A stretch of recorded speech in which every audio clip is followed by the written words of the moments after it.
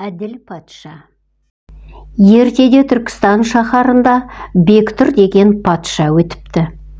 Туралығы талай жұртқа аңыз болып жетіпті. Момынның ақысын жеп, қиянат қылмапты.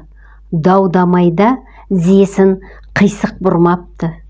Жоқ жітіктің бәріне бауыр екен. Әр сөзі қорғасындай ауыр екен. Адалдығы мен жомарттығын халқы біліпті. Бір күні оған екі шаруа арызын айтып жүгінді. Патша да көп қарап тұрмады. Екеуінің дауын ықылас қойып тыңдады.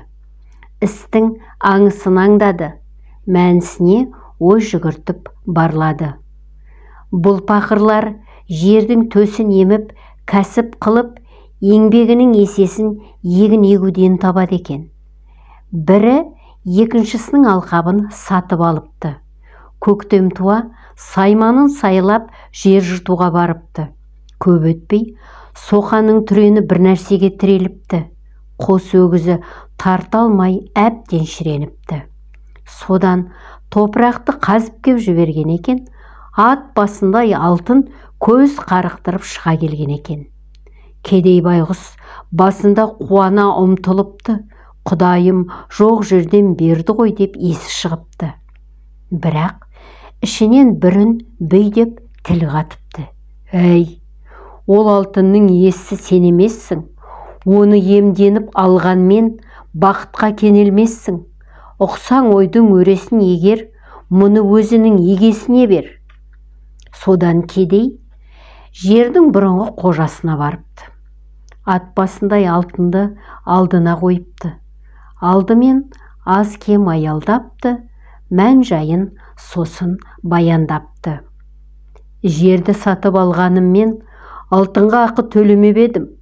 Басы байлы сіңіріп кетуге ұятым жібермеді. Бұл негізі сіздің үлесіңіз еді.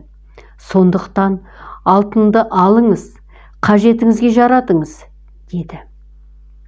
Бірақ жерін сатқан адам оған келіспеді. Ниетің түзу болғанмен сөздерің теріс. Сауданың адал заңын бұлжытпай сақтадым. Мен саған жерді басы бүтін сатқанмын. Тәңірім алтынды өзіңе бұйыртыпты. Болсын енді сыйың құтты. Алтын алдамшы бір сағым. Жоғалмай тұрғанда мұқтажыңа жұмсағын. Бірақ жердің жаңа қожайыны мұны қабыл алмады. Алтынды ала салуға ары бармады. Содан не керек? Патшадан төрелік сұрай келген бет екен. Патша олардың кіршіксіз көңіліне разы болды.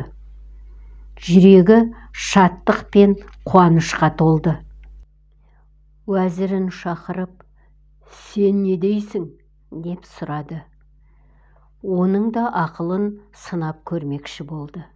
Уәзірі, уа патшам, бұл істің айтсам билігін, әміршінің екетер кім бұйрығын. Ақыры екеуі де алмаймыз дейді. Қанша айландырсаң да ниетімізден тамбаймыз дейді. Онда алтын қазынаңызды толықтырсын, салтанатыңызды арттырып, дәулетіңізді молықтырсын. Біз оны сарайдың кәдесіне жаратайық, деді. Патша қаһарланып, ей, ұятсыз, мен саған әділ шешім айтар деп сеніп едім. Сол үшін де билік айтуды еркіңе беріп едім. Біреудің несібесін қалай тегін малданасың?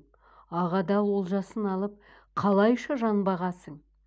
Әділет хақтың адамға бұйыртқан көркеді.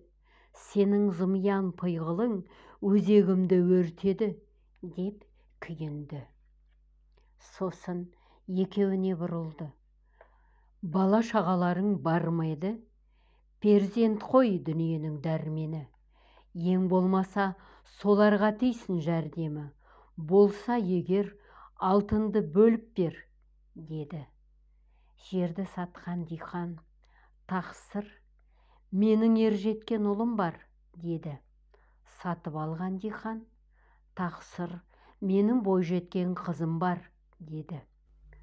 Патша қуанып, Ендеше бұл дау шешілді.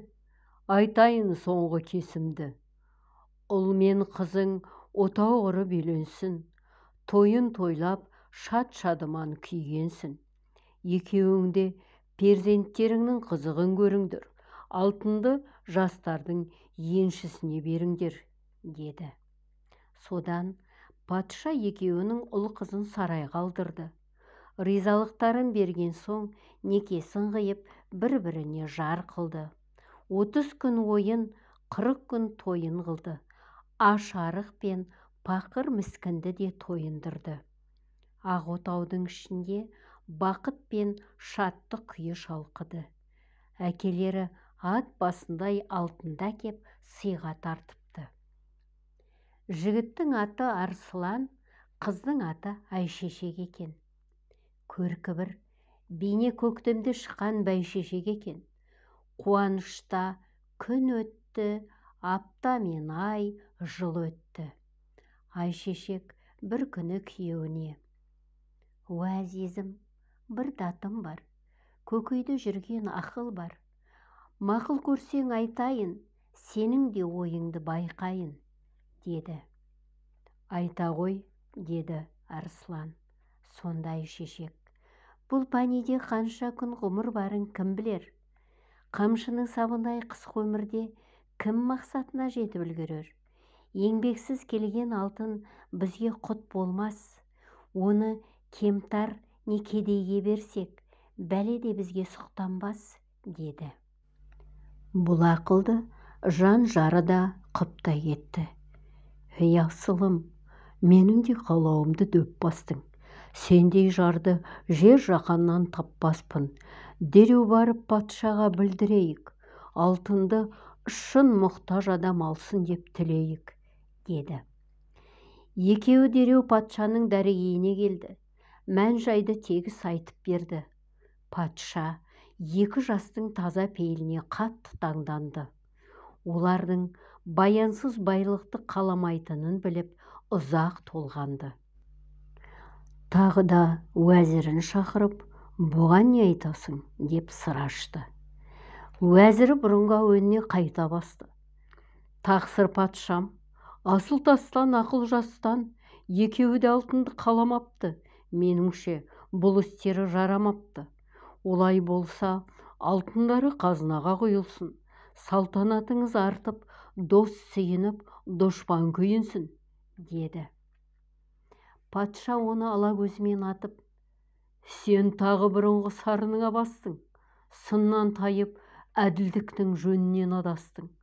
Біреудің қақсын жеуден ұялмайсың ба?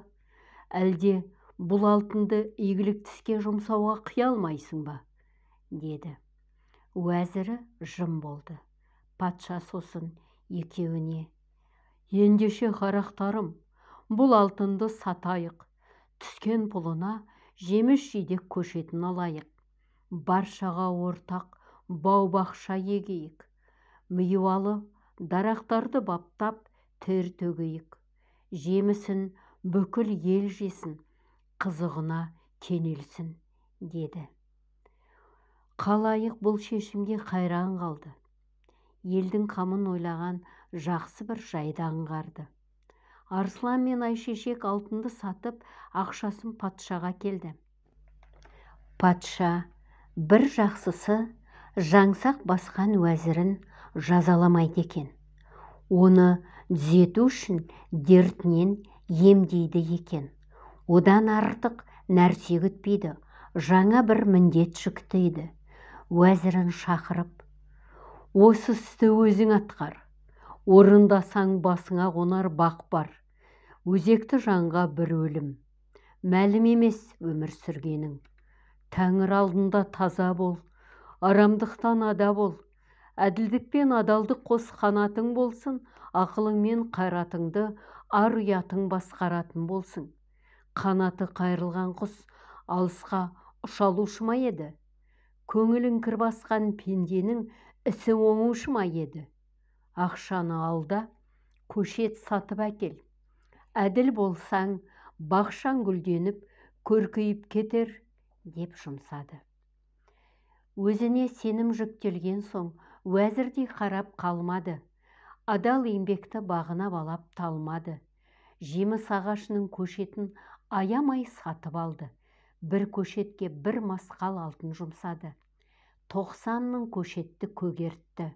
Оларды 30 бағбан баптап, сақтап өсірді. Күнде бір мезгіл келіп, бау-бақшаны бақылап жүрді. Адал қызмет еткен сайын уәзірдің көңілі кірден тазарып, жүрегі жұмсара берді. Көп өтпей көгерім көшеттер түйнек тастады. 3 жылдан соң жемісін беріп бастады. Күзде патша да бау-бақшаға келді. Балбырай піскен жемістерді көрді. Шоқтанып пісіп тұрған бір жүзімнен ауыз тимек боп жыла бергені сол еді. Уәзірі: «Тақсыр, жаман ырым бастамаңыз, кейінгі жұртқа теріс үлгі тастамаңыз. Бұл жеміс бақшасы әуелден жетім жесір кедей міскіннің несібесі үшін егіліп еді. Бұларды баптау үшін 30 бағбанның тері төгіліп еді. Сіз қазір бір түйірін жесеңіз, 40 нөкеріңіз жүзімді арбалап тасиды. Содан кейін бұл бауға жолай алмай, міскін пақырдың кеуілі жасиды. Дұрысы, ақсын төлеп алыңыз», деді. Патша уәзіріне қарап: «Ақысы жеу ойымда жоқ. Сені тағы бір сынаған едім. Сынақтан сүрінбей өттің ерім. Ділің ағарған екен, көңілің тазарған екен. Бәрекелде, жарайсың», деді. Сөйтті де пұлын төлеп жүзімнен дәм татты. Нөкерлері де жапырласып жемістерді сатып алып жатты. Патша уәзірін шақырып: «Есіңде ме, 3 жыл бұрын сенен бір кеңес сұрадым. Бірақ сол кезде сыннан өте алмай құладың. Алтын қазынаға құйылсын, сарайдың игілігіне бұйырсын дедің. Ол орданың олжасы болғанда мұндай бау-бақша болмас еді. Жер бетінде бірде-бір әділ патша қалмас еді. Пайдасыз байлық малдың тезегіне ұқсайды. Үйіп тастасаң шіріп кетеді.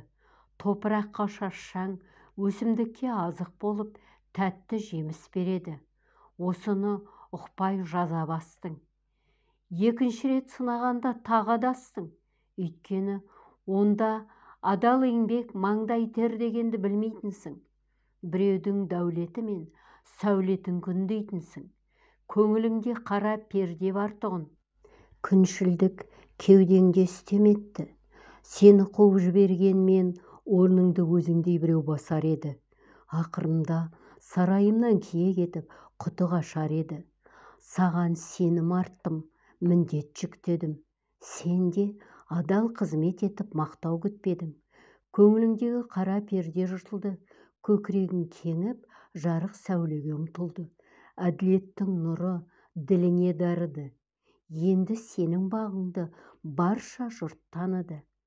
Әлі де еселі еңбек ет. Халқыңа бізге сендей ер керек», деп арқасынан қағып